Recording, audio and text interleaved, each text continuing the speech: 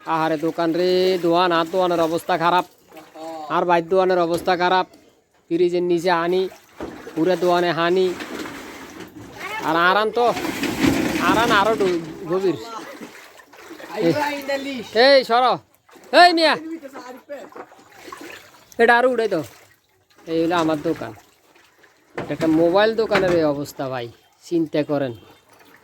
হ্যাঁ, এই যে তাকের ভিতরেও পানি। এই আমার টেবিল, এই চেয়ার যেটা এটার নিচে পানি দেখছেন। মাল সাবনা সব উড়াই ফেলাইছি, যেতটুকু পারছি। এই যে ফটোগ্রাফির মেশিন, পিসি। হ্যাঁ আরে